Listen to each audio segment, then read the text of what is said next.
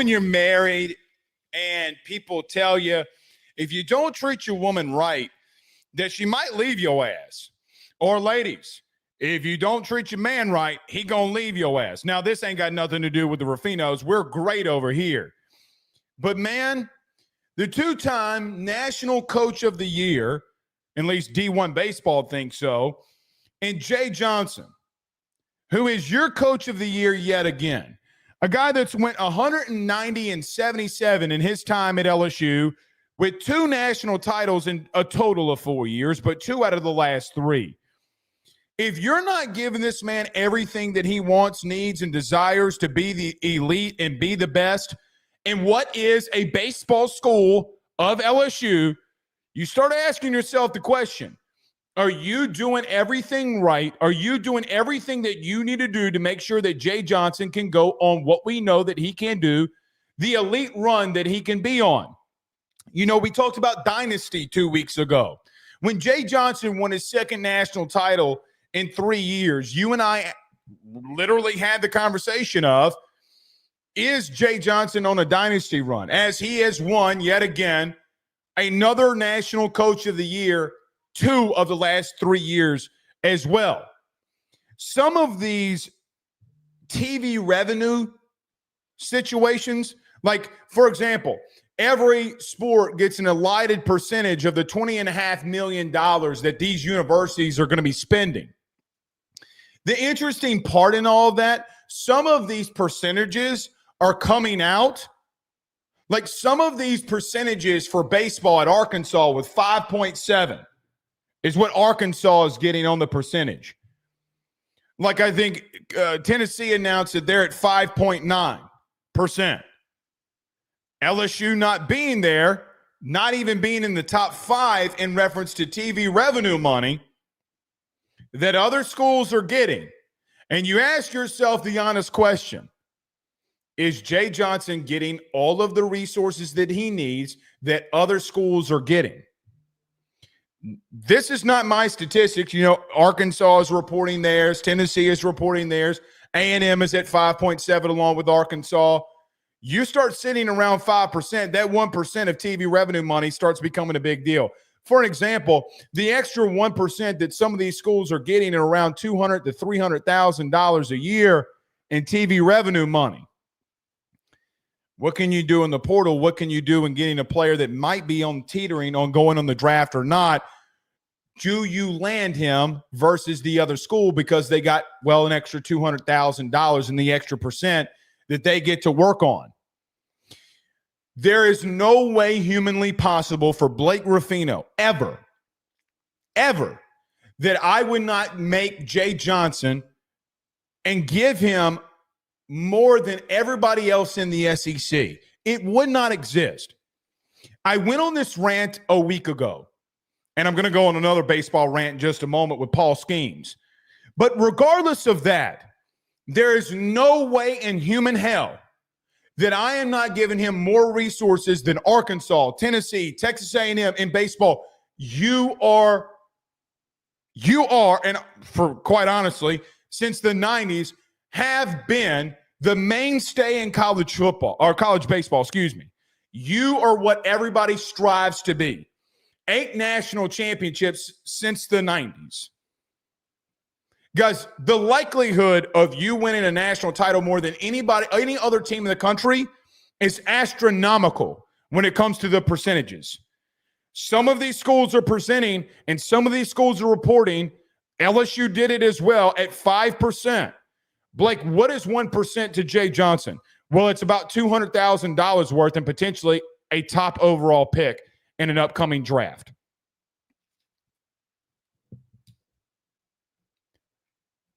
All I'm going to say here is this. If you don't take care of the man, there's somebody else that will. These people are reporting it, not me. The man is the best baseball coach in the country. You are not, for what it's worth, you are not a basketball school. You never have been and you never will be. You got to win 8 national titles to take over what LSU baseball is. with all due respect, I do not lead LSU athletics, nor do I strive to, because people are much smarter than I that can run that and do a better job than I can. I do not envy Scott Woodward. Giving basketball the amount of money that you are giving them is not what we need to be doing here. It's not. It just isn't. I know a lot of you love men's basketball. I do as well. I know a lot of you love women's basketball. I do as well. The bottom line remains, LSU baseball has proven that they should get more than anybody else when it comes to being around the SEC.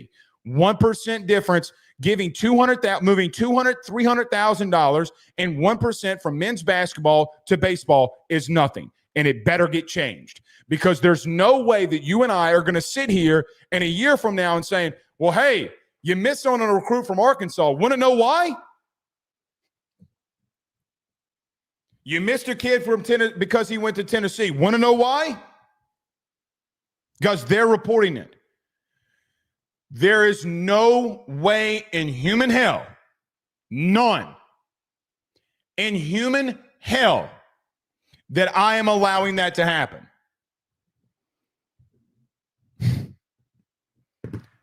You want to go on a dynasty run? You want to go on a dynasty run, you got to act like it. Getting way too much money is men's basketball. You haven't done anything to warrant LSU baseball taking a cut. You just simply haven't. Some of you on Twitter that love basketball have argued me this. With all due respect, you don't know what you're talking about if you're going to defend men's basketball over what you've seen. Well, Blake, what about Will Wade? What about him? Because did he get past the Sweet 16? What about him? Yes, it was fun. It was great while it lasted. There used to be a lot of people in media here that grew up with basketball being a big thing. The problem is baseball always dominated everything that they did more than basketball ever did. If these reports are true, I should have started off with this. If the reports are true that Arkansas baseball, A&M, Ole Miss, Tennessee are getting more TV revenue money than you in baseball, you got to ask yourself the question, number one, why? But number two, is it worth it? For what? LSU went out there and spent a shitload of money for men's basketball because they didn't spend the money to help Matt McMahon. That's not a Matt McMahon problem. And then Jay Johnson won 2 national titles in 3 years and is considered the best overall head coach in the country, and you lowball him considering to other programs of what they're getting. If those reports are true, there's just no way that you can justify that. You know what else you can't justify? You can't justify what the Pirates are doing to Paul Skenes either. You can't. Guys, Paul Skenes is 4-7 on the season in 19 starts. He leads Major League Baseball with a 1.94 ERA. He has 125 strikeouts in those 19 starts and 116 innings pitched. He's only allowed 30 walks in Major League Baseball. When we talk about things that don't make sense and how the Pirates are basically screwing over the generation of what Paul Skenes could be, sometimes you've got to ask yourself the question, what are we doing? You know, for Paul's sake, he got selected to the All-Star game, and I love that for him.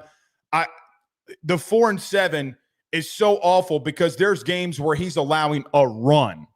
He can't get a run. You got guys like O'Neal Cruz who are jogging down to first when they hit the ball right back up the middle instead of giving max effort. Want to know why baseball and people don't like baseball? It's because some people in Major League Baseball take that shit for granted. Shout out to Paul Skenes. I hope the Dodgers, the Yankees, the Astros, somebody comes and saves him. As long as it's not the Boston Red Sox, because that would be gross. I genuinely hope it's the New York Yankees, but he's in arbitration, and I highly doubt that that's going to happen. The Pirates are wasting Paul Skenes, by the way. Back to the main point here. Jay Johnson is the two-time national defending, two-time. 2 out of the last 3 years, he's the coach of the year. He's won 2 of the last 3 national titles. Here's the thing that we should be saying. Guys, you have the best overall head coach in the country in Jay Johnson. If the 2 national titles weren't big enough, which they are, he literally is the 2-time, out of the last 3 years, National Coach of the Year. The pride that you should take in that should be immense. This does not happen often. Guys, some of you have been here long enough that the last time you saw something like this, it was Skip Bertman. Some of you are old enough to remember those runs.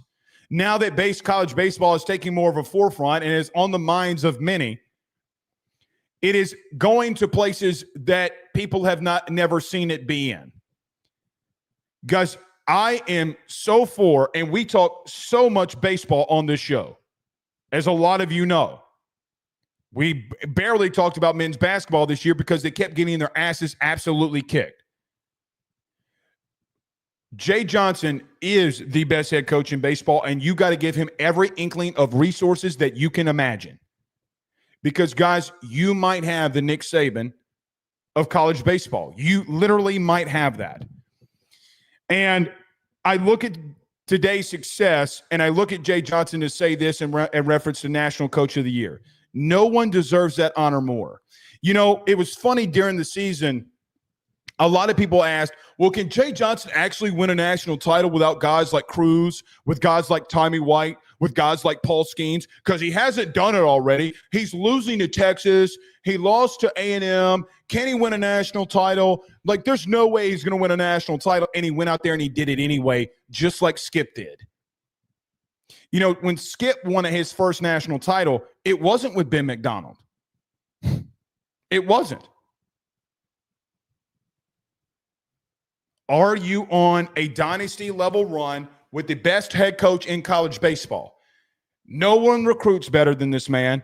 No one works harder than this man, and no one relentlessly pursues. No one relentlessly pursues perfection more than him. Now, I told you a little story about when I was in Omaha, and I'm going to tell you another one. This is the truth. The man won a national title, went and celebrated it for about a couple of hours. Guys went back up to his room and started recruiting after a national title win. He's obsessed and possessed of being elite. If these reports are true and other programs are getting $200,000, $300,000, $400,000 more in money to spend in college baseball, I have a problem with that. I personally have a problem with that. And quite honestly, yeah, if he doesn't land a recruit because somebody's got more money than him, well, I actually will give him the benefit of the doubt because he is the two-time national champion head coach. All right, let's get moving here. Yes, we will talk about recruiting. Yes, it is going to be a big recruiting show, as LSU did get 2 recruits over this past week in Bryson Cooley and also Isaiah Washington out of Haynesville, Louisiana. We'll break down both of those. Lamar Brown does commit this week on the 10th. We'll talk about that. I know that there's been a lot of buzz. I hope a lot of you have had a great 4th of July weekend. I know ours was very pleasant. Went out with my wife, shot fireworks with the kiddos. Ben shot his first firework as a kid, I guess you could say. We never really let him play other than like sparklers. He got to shoot a couple fireworks this weekend. Really fun experience. I hope all of yours was good as well. So we will talk recruiting. At the end of the show, I'm going to talk about the 45 minutes I did spend playing college football 26 today. It was pretty fun. We'll go through a baseball update, things that we're hearing in reference to the portal, in reference to the draft. Is Jay Johnson expecting a little bit more than maybe he was expecting coming in through the high school ranks than guys maybe not going into the draft and he expected? We'll talk about that here tonight as well. And Carter Bryant will be joining us tomorrow. Tonight is Mrs. Carter's birthday.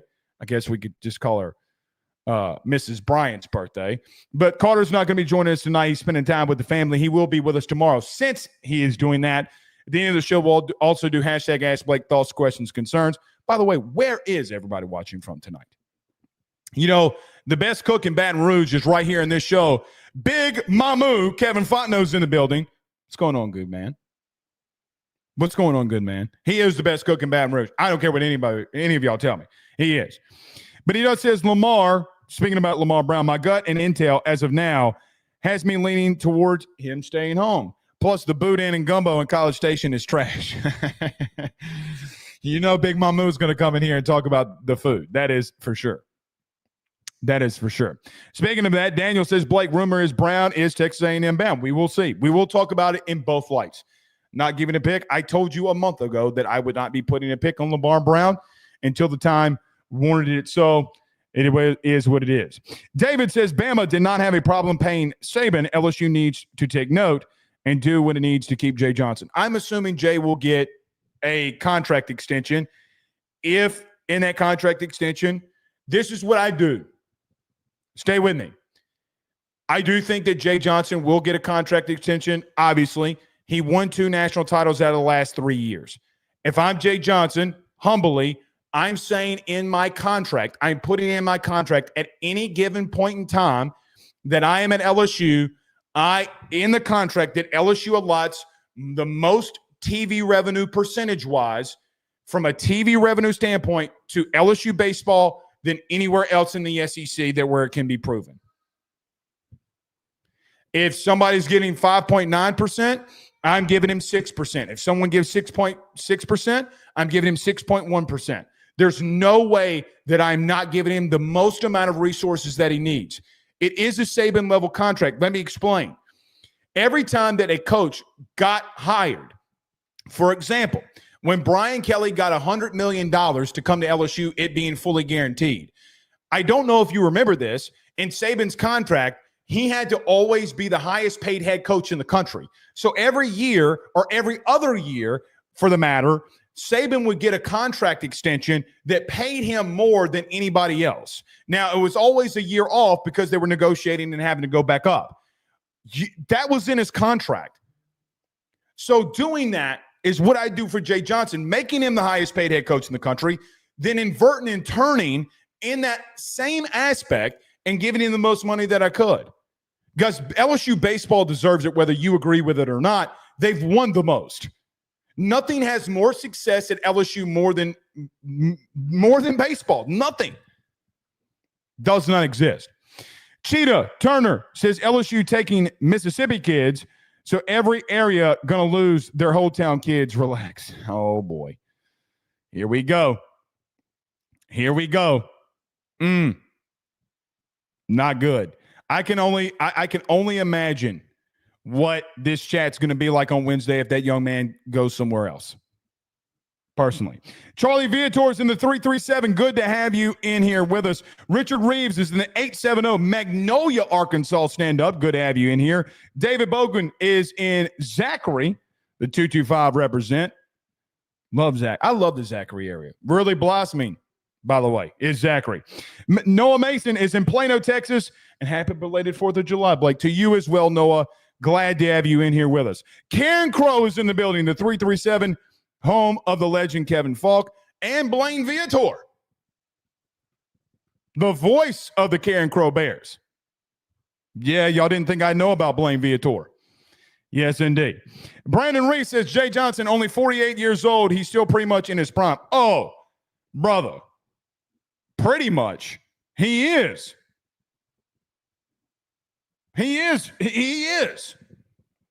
Guys, again, I know what I saw with my own eyes. I'm telling you what happened. The man celebrated the national title run and literally a couple hours later went to his hotel room and started recruiting. I think, if I'm not mistaken, I was told I saw him. They were celebrating with the team. Great. Everybody's there. Sounds good. Whatever. And then the dude's gone in an hour and a half. He grabs a pizza, goes up, and starts recruiting his ass off. I mean, the dude does not sleep. Go to his office tomorrow morning at 5:30 a.m. You're not going to beat him there. You're not going to beat him. Does not exist. All right. Killer Instinct says, shout out to the great Blaine Viator. No doubt. No doubt. Love the people over there in the 337. You got to love them. All right. Let's get rolling here. Before we do that, let's talk about our good friends over at Section 103, where their gear is more comfortable than those club seats that you're seating in. Guys, the hats that I've been wearing on the show, they are coming from Section 103. The shirts, the national championship shirt, my wife looked great in her national championship shirt. when she wore it this past weekend on the 4th of July.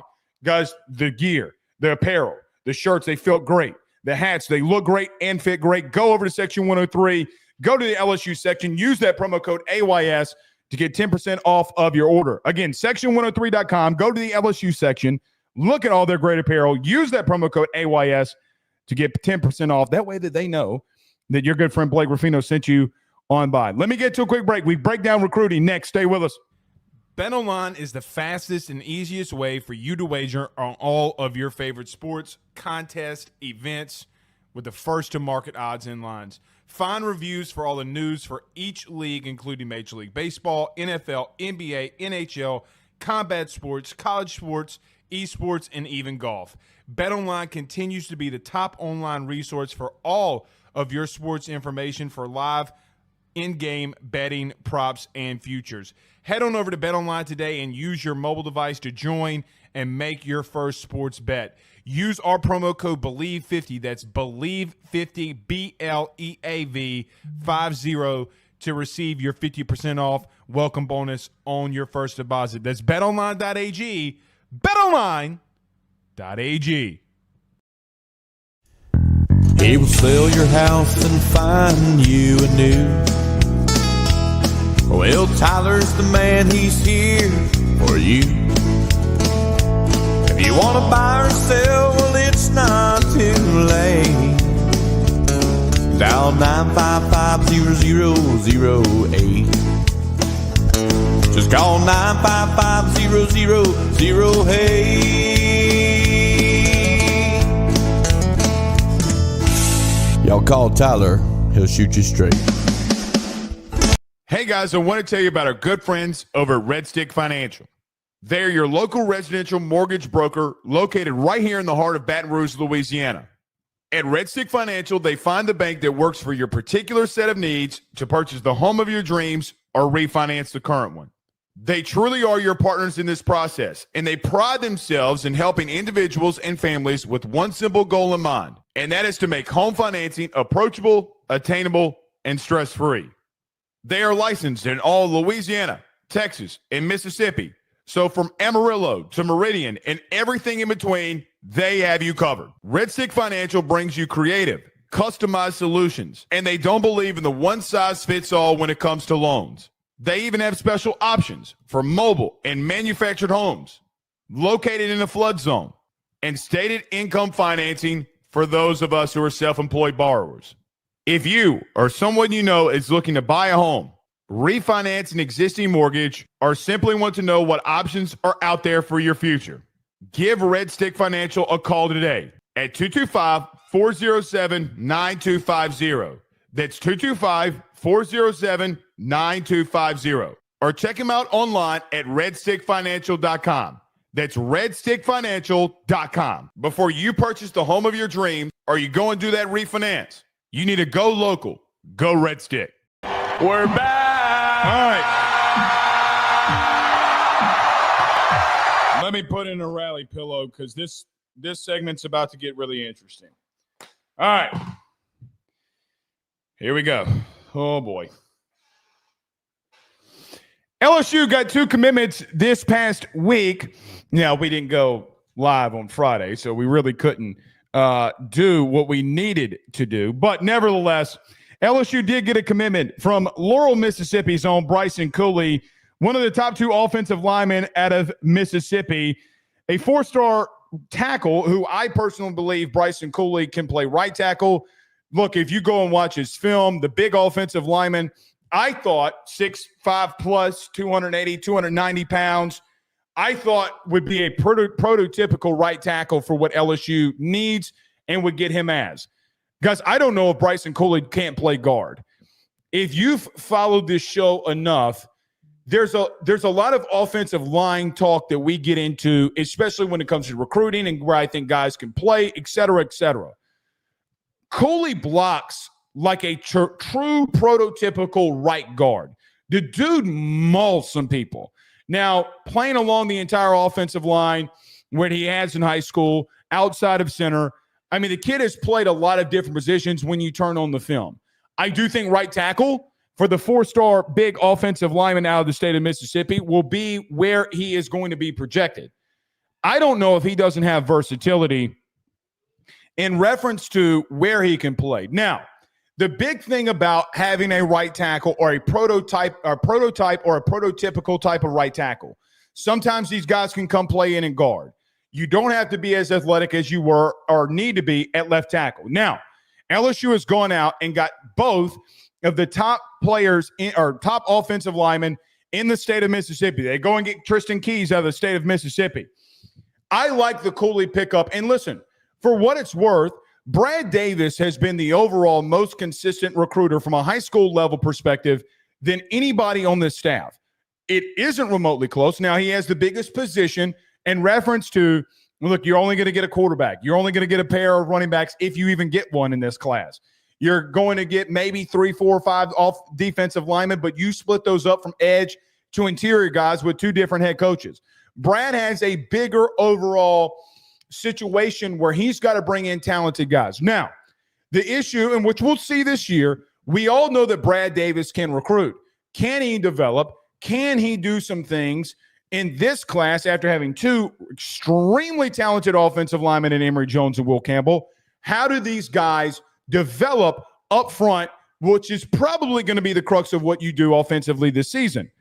Bryson Cooley is someone that I fully believe that is one of those offensive linemen that it's not going to make front page news. It's not going to be one of those situations where everybody's like, oh, hey, look, hey, oh, you see what LSU's doing. But you get into the program year 2, 3, 4 of this kid. Maybe he takes a red shirt in year 1 if he sticks around in today's world of the transfer portal. And you say to yourself, hey, man, this kid came here. He put on good weight. He got bigger. He got stronger. He leaned up. He got faster. And by the way, I know a lot of you saw the Don McKinley thing, and everybody's like, oh, he just took a step closer to the camera. Regardless of all that, I love the Cooley pickup. Now, something that's interesting. LSU is dominating the state of Mississippi. Dominating. I think there's something to be said of dominating a bordering state. Guys, going out into another state and plucking 2 of the top offensive linemen in the state beats you or prevents you from losing games against Ole Miss. Now, we're going to talk about Lamar Brown in just a moment, and that's a bigger deal. The same thing can be happening to you if you're not paying attention. Not saying that they're not paying attention, but it can happen to you. Well, you can take multiple things into layers. And before we get into this entire recruiting segment, multiple things in recruiting can be true at once. You're dominating the state of Mississippi with Tristan Keys, with Cooley. You are dominating the state. Great. I think Cooley's a fantastic pickup. I don't know, and clearly, I think a lot of people see a guy like this and say, oh, man, how quickly can he play? Development is still a massive thing. I do not believe that he's a day 1 starter. I don't even think he's a year 1 starter. Hypothetically, I don't even know if he starts in year 2. But the thing is that this kid is for sure on film, has shown that at least from a run game perspective, he gives max effort and will maul human beings. One thing that I think that Brian Kelly's teams have lacked more defensively than offensively is when they brought in offensive linemen, there hasn't necessarily always been a toughness. Like I think of USC in week 1, because I feel like that you got physically dominated in some areas in that first game. A&M, certain areas in certain situations in certain games, guys, you got pushed around. This kid has not really been pushed around like that. He brings a level of intensity. He brings a level of focus in the run game that I got to be honest with you. I don't think that when you pop on the Bryson Cooley film that you've seen from some of these other recruits, if I'm just being dead honest, and other guys that you brought in, you saw it with Carius Kern, for what it's worth, the big offensive lineman that you signed out of Arkansas a season ago. I see it in Cooley. Guys, you got to go 2 minutes into the film, not even 2 minutes. I think the first play is him dominating a 4-star kid out of the state of Mississippi at edge and punking him. That is where You going up against another elite dude who's a 4-star and punking him is all you really need to see.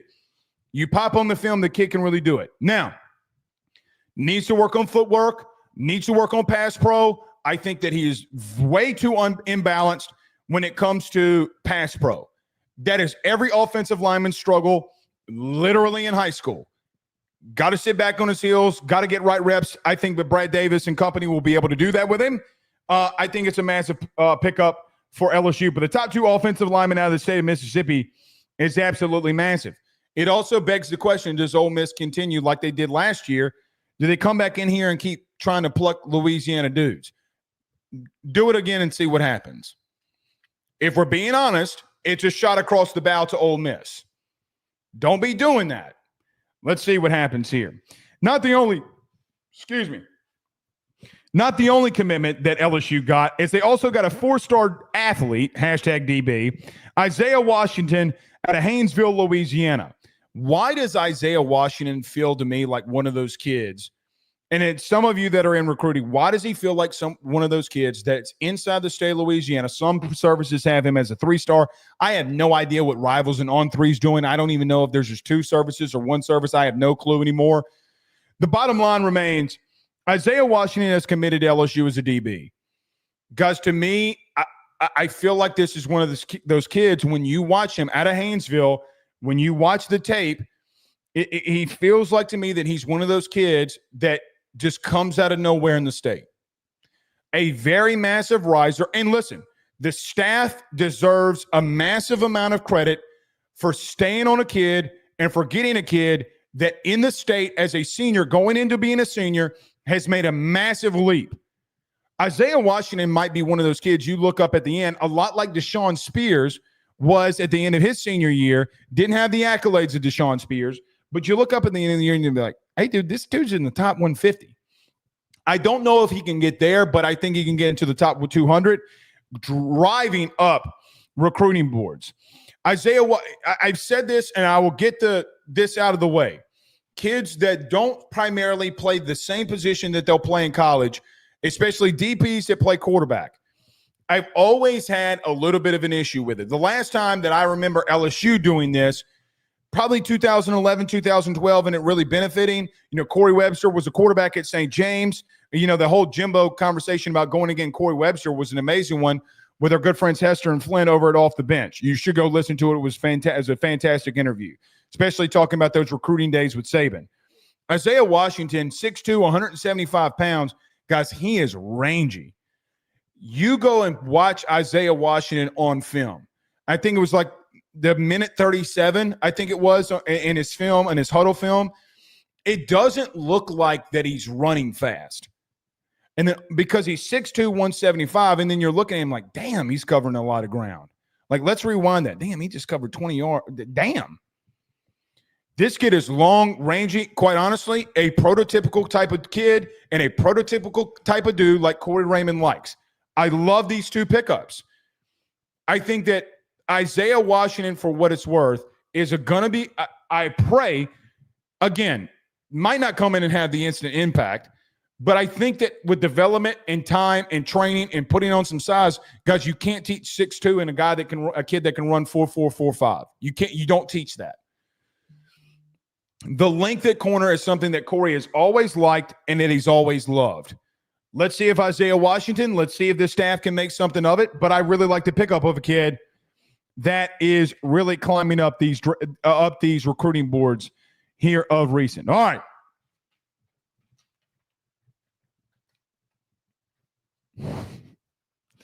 Here we go.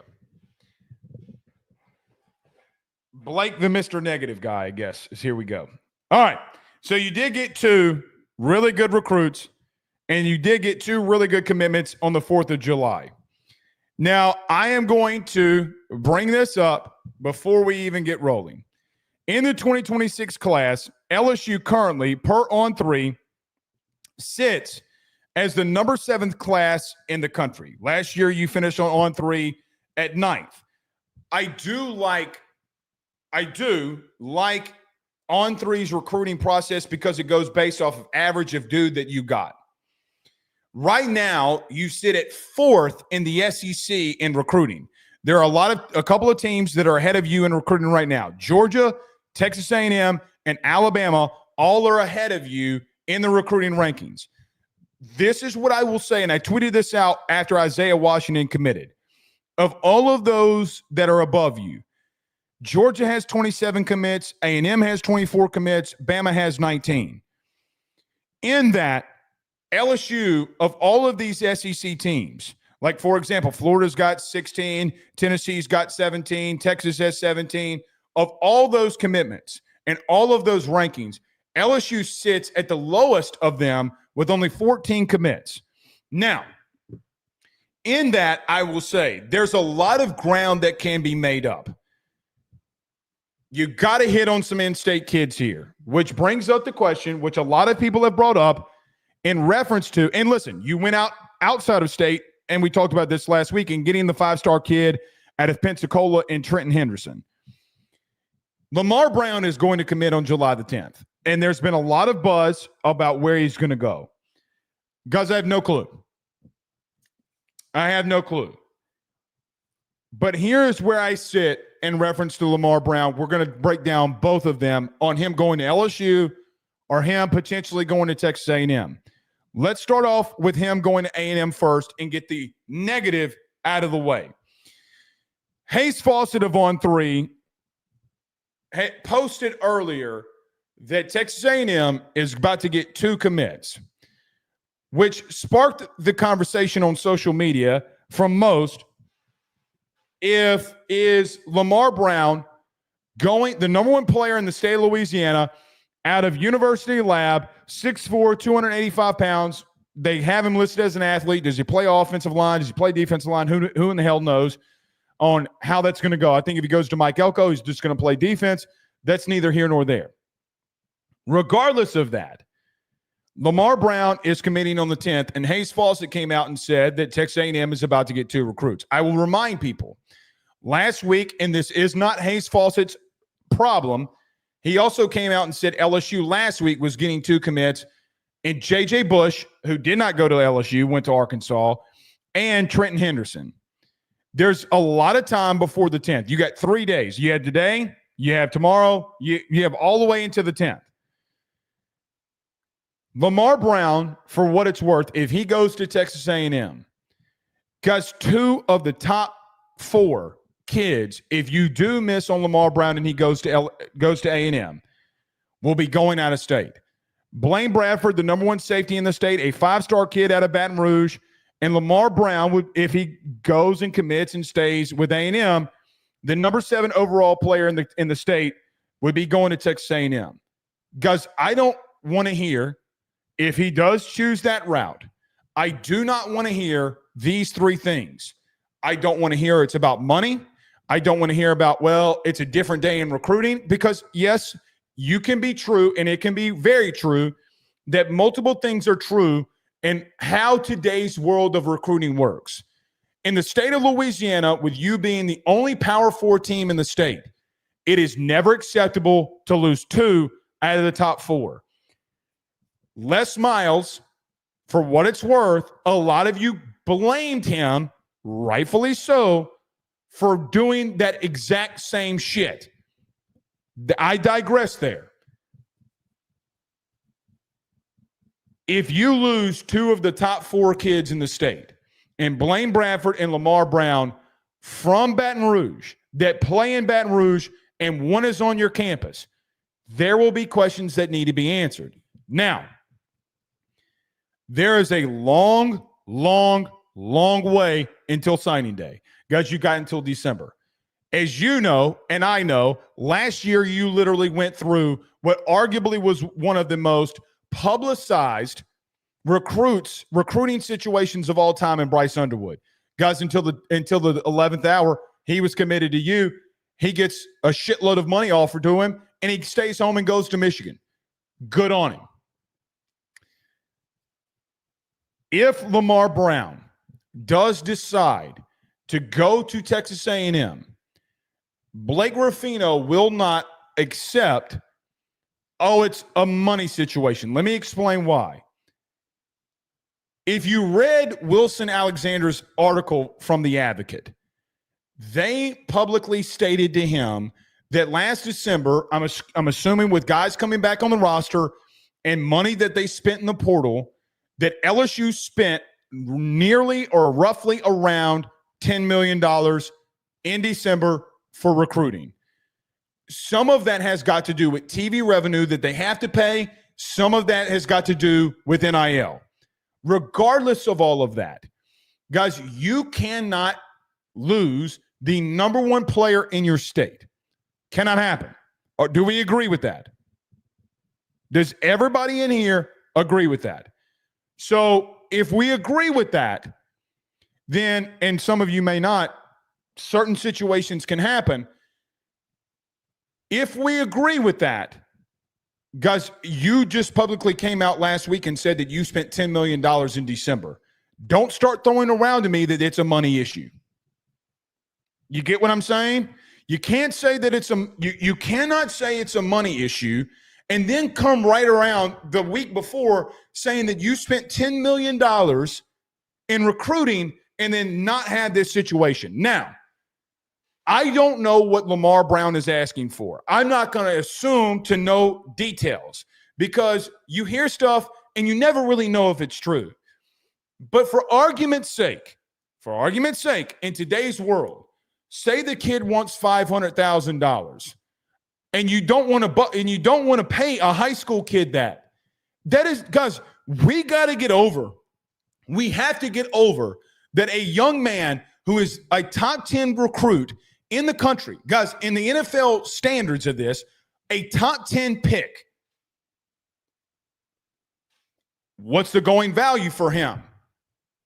Now, I'm not going to act like I know the numbers, but from a PR standpoint, if he does go to A&M and the excuse is money, and then the week before you came out and said that you spent $10 million,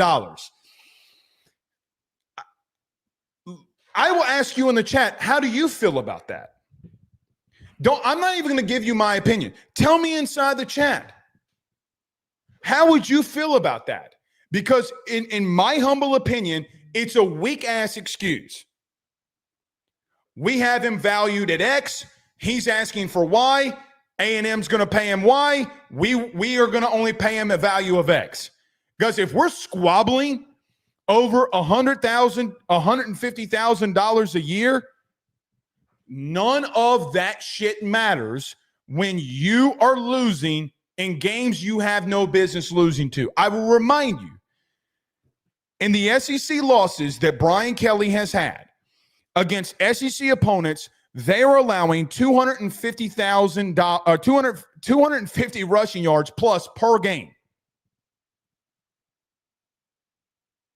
Per game. Let's just say that the money is around even. Because I would assume the money from both the institutions is going to be about even. If it's around even, is it a relationship problem versus a money problem? And it's easier to make the money excuse versus the relationship excuse. Again, I don't know where the young man's going, and we're playing out if he goes to A&M. Again, I don't know. For anyone join us, oh, here goes Blake. No. I said we're going to play both scenarios. Now, for me, you can't play that argument. It's a weak-ass argument when you come out and you said, guys, if you spent $10 million, hypothetically, if that number is true, which you publicly gave, by the way, that nobody asked, if that is the truth, I don't want to hear money because you have to have the foresight to know that if this kid is special and you value him to be special, and then when you get on the field, let me ask you all this question. Let's say 2 years from now, you're going up against Texas.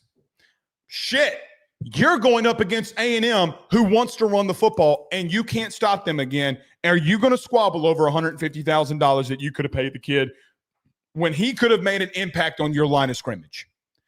It's not going to matter. It simply will not matter. Are there numbers and figures where they get egregious and you don't want to go to it? Yes. I don't think that that's the situation here, if you're asking me. Now, again, we are playing the hypothetical if he goes to A&M. I do not know. I'm trying to stress this enough because I know what's coming in all of this. Oh, here goes Blake, whatever. Again, playing a hypothetical. Last thing, if he goes to A&M, I need to see him stay committed. To be honest with you, I need to see a Louisiana kid stay committed to A&M and sign there. That is me. I don't care what anybody tells me.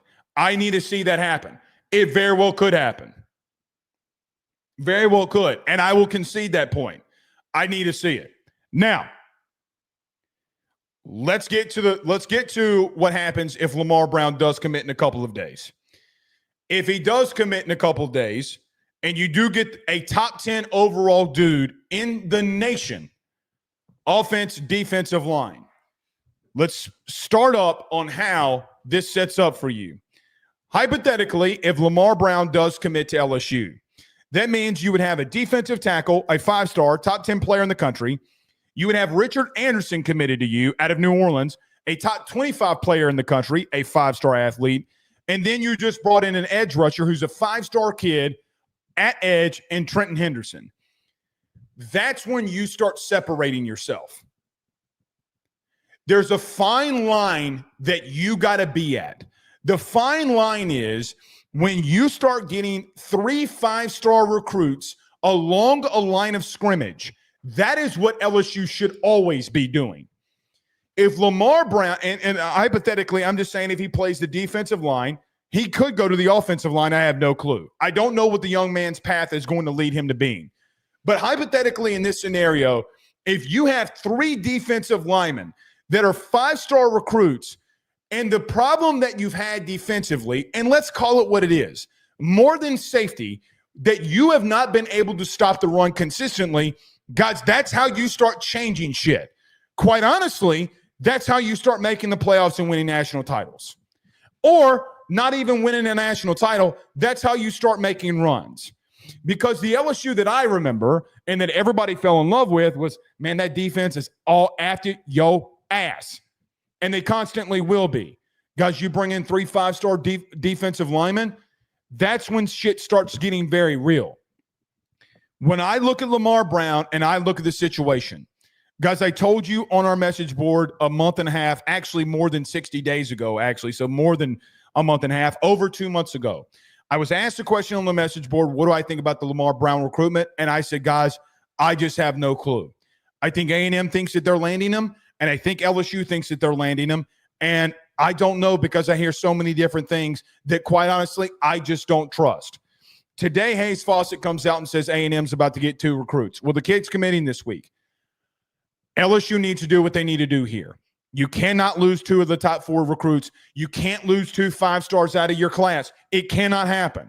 Now, if it were a situation like in 2023, where the number 1 overall player in your state was Arch Manning, guys, that doesn't matter. Arch Manning, for me, was never your number 1 overall recruit. Derek Williams was. Because Arch Manning is so national, it doesn't matter where he lives. I don't think he was ever coming here. I don't consider Arch Manning a part of that 2023 class. I do consider Derek Williams, because you've had an issue at safety. And I know the young man tore his ACL, and I know that he didn't really give you the benefit of the doubt, nor did he give you the time of day. Know why? Money. At some point, you got to take over that hurdle. Now, I don't think that this is a Jakeem Stewart type situation. That shit got out of control. For situations like Jakeem Stewart and that level of money that had been rumored, if that is true, then I understand bowing down and not getting involved there. If USC wants to pay a kid an ungodly amount of money, good on them. That's not the situation that's happening here. Because if we're squabbling over a couple $100,000, well, Blake, $100,000 is a lot of money. You're right, but it's not in the sense of you bragging about spending $10 million. Guys, I have no clue. I do hope, and a part of me in my gut says that LSU is going to find a way. I hope that they do. In my gut, something tells me that they'll find a way. You got a long time. But even if the kid does commit to Texas A&M this week, I got to be real with you. I need to see a kid from the state of Louisiana go to Texas A&M. I do. Boy, that game in Baton Rouge becomes really spicy, doesn't it? I cannot be convinced. I've never been convinced that games on the field don't matter. Guys, Bryce Underwood was here for the Bama game. So was Decorian Moore. I know for a fact how one of those looked at that game. It wasn't good. Calvin Russell saw Syracuse, the 5-star wide receiver out of Miami, saw Syracuse beat the shit out of Miami. They didn't literally beat the shit out of them, but beat them, upset them, eliminate them from the playoff contention. Games on the field have and will always matter. I don't care what anybody tells me. We've played out the two hypotheticals.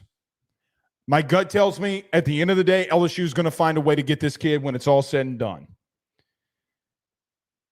It would be great to get in the field now.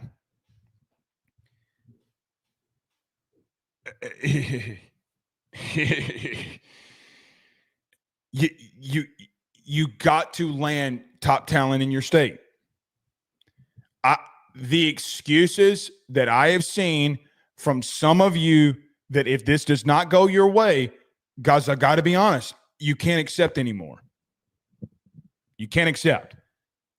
I think at the end of the day, for what it's worth, I'll say it again, I think you're going to get him. Whether it be this week or whether it be in December, I think you're going to get him. But guys, if he does go somewhere else, it will sting.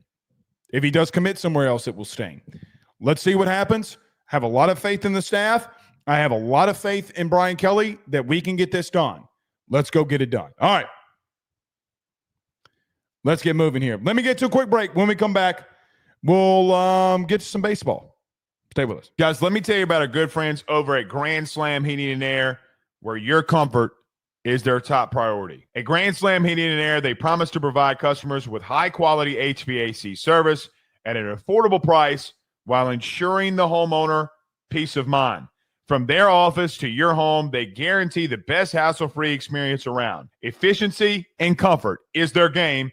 Let them make your home Grand Slam today. At Grand Slam Heating and Air, they're offering their annual maintenance plan starting off at $18.75 a month and also doing those $99 tune-up promotion. They provide free estimates for system and ductwork replacement, as well as offering financing to get the job done with no money up front. From Baton Rouge to Hammond to Covington, they're all around. So what you need to do today, give them a call at 225-380-9065. That's 225-380-9065. Or go over to their website, getgrandslamair.com. That's getgrandslamair.com, where your comfort is their top priority. Hey, Southwest Louisiana, are you ready to gear up for your next outdoor adventure or tackle that next big job on the farm? Then head on over to Henderson Tractors, Boats, and Power Sports. At Henderson and Lake Charles, they've got everything you need under one massive 30,000-square-foot indoor showroom. Kubota tractors and mowers to power through the toughest tasks. Polaris off-road bikes and side-by-sides to conquer any trail. And tracker boats with brands like Ranger, Nitro, Sun Tracker, and Regency pontoons for a day out on the water. Whether you're a farmer or a hunter or just someone who loves the great outdoors, Henderson has what you need to get the job done and have fun while doing it. Browse their new and used inventory over at their website, hendersonimplement.com. That's hendersonimplement.com. Or give them a call today at 337-436-4366. That's 337-436-4366. Or go see them over in Lake Charles on the corner of East McNee Street and Highway 14. Remember, if you need a tractor, go to Henderson. Need a boat? Go to Henderson. Or if you need an ATV or side-by-side, you know where to go. Henderson Just let him know that your good friend Blake Ruffino over at AYS sent you on by. Guys, you might know my good friend Carol Falls and all the great service that he provides over at State Farm. He is your good neighbor after all. But did you know State Farm has surprisingly great rates as well? Along with the great neighbor service, State Farm agent Carol Falls has surprisingly great rates for everyone inside the state of Louisiana. So call him today at 985-395-4300, 985-395-4300 for all of those surprisingly great rates on auto, home, and life insurance needs. Like a good neighbor, State Farm is there, and individual premiums will vary by customer. All applicants subject to the State Farm underwriting requirements. Guys, I want to talk to you about our good friends over the Drake Williams Law Firm and Drake Title Company. Are you facing tough times due to an injury from a car accident, navigating the complexities of divorce, or purchasing a new home? At the Drake Williams Law Firm and Drake Title Company, they understand the challenges you're going through, and they are here to help. The lawyer team of Ernie Drake III, Ryan J. Williams, and Summer Vignair, along with Morgan Daniels, have the experience and proven track record to give you that peace of mind. Give them a call today at 985-386-7600. That's 985-386-7600 to schedule a free consultation at their brand new office located in historic downtown Ponchatoula. They're also doing a special, the AYS special. If you're refinancing or closing on a home in Southeast Louisiana, request the Drake Title Company to handle your closing. If you mention Blake Ruffino and AYS, you're going to receive a $400 discount on title fees. Again, give them a call at 985-386-7600. Let them know that Blake Ruffino sent you on by.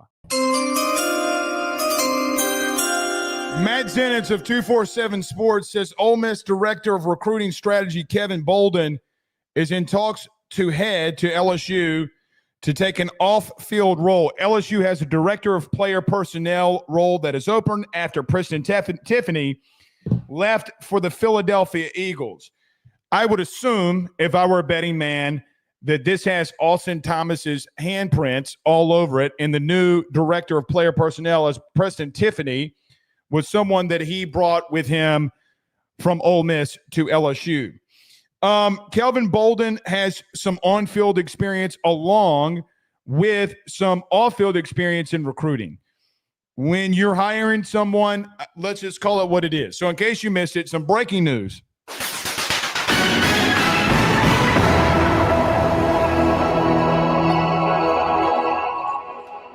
Kelvin Bolden is going to be your next Director of Player Personnel. I'm just joking. I don't know. I don't know the role that he's technically going to be in. I would assume, for what it's worth, that would be the role that he is going to be in. Look, I mean, again, this does feel like an Austin Thomas move to me here. I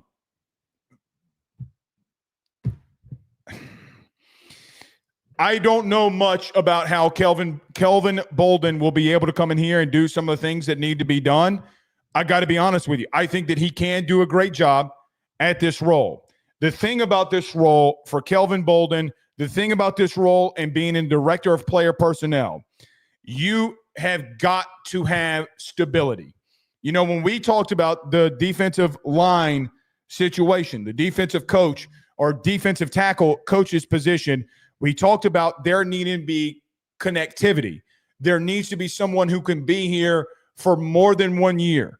You went out and got Bo Davis. He was here than less than a year. Jamar Cain, John Jancic, Lindsey. None of those guys were here for more than a year. You hope that Kyle Williams can be here for more than a year, so you have stability at that position. Same goes for the off-field role when it comes to Director of Player Personnel. Will Redmond was here. Preston Tiffany was here less than a year. And now you hire Kelvin Bolden from Ole Miss. I will tell you, it would not be remotely close to the direction of where I would have gone. How about this? I'm going to leave it at that. It's not where I would have gone. I have too much bias and too much dog in the fight. I do think Kelvin can be a great asset for you. There are going to be a couple other hires that LSU gets. This is what I will tell you now that these hires are starting to become official. There's going to be a name that gets hired that you're very, very, very, very familiar with that's been on staff at LSU before. LSU has got to be better in these off-field roles. They got to have stability, and more than anything, they have got to have connectivity. They got to be good as a staff together. For me, if I were making this hire, and I've stayed out of this, and quite honestly, I am not going to go on AYS and report this other than what is already out there. It's not the direction that I would have gone. There were other people that were more qualified for this position that would have taken the job, in my humble opinion. Does not mean that Kelvin Bolden cannot come in here and do a good job or even a great job. You need stability more than anything, and if this gives you stability, then I'm all for it here. But Kelvin Bolden is going to be I would assume, the next director of player personnel. I will also say this as well. There are, like I just mentioned, there will be some names that you know. They will have deep Louisiana connections. I don't know how deep for Bolden the connections run in the state of Louisiana, but good on them. Good on them. I'm staying out of this one. I'm not going to get involved. Here's what I'll say. If things do not go in the direction that they need to, there will be a point in time where I will not hold my tongue and things will come out. At the current moment, what I'll say is that you got to hope that this lands and you need the stability. All right. Very quickly in reference to baseball, we've been over an hour here. I have heard some things in reference to baseball. I do think that there are some players that are currently coming in out of high school that probably are not going to be getting drafted and getting the money that maybe that they first overall expected. With the draft coming up, here's what I'll tell you. I think Jay Johnson is going to get more players out of high school than maybe that he was initially anticipating. Guys, with the number one overall class yet again, I do wonder if Jay Johnson doesn't get 6, 7 and at max 7, I think. If he gets 7 of these top high school recruits and they don't go in the draft, you already got one of them. If that happens, guys, you are fucking loaded. You have 9 of the top 100 kids out of the high school ranks. If you get 7 of them, the law of averages, regardless if 6 of them bust or 5 of them bust, 2 of them will not, and they will be at a high level. I will take it. I have heard some expectations that LSU does feel that they're going to get more out of the high school ranks than they were anticipating, with 7 potentially being the highest. If that happens, Jay's cooking with grease. All right. Let's see here. God, I'm sweating my ass off. It's hot as shit in this house.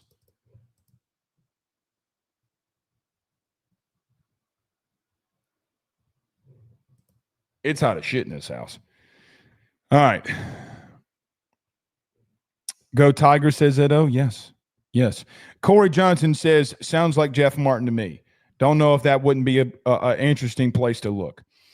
What is Bolden's position currently at Ole Miss? Currently, he is a high-ranking office. Let me go and look back at his actual title.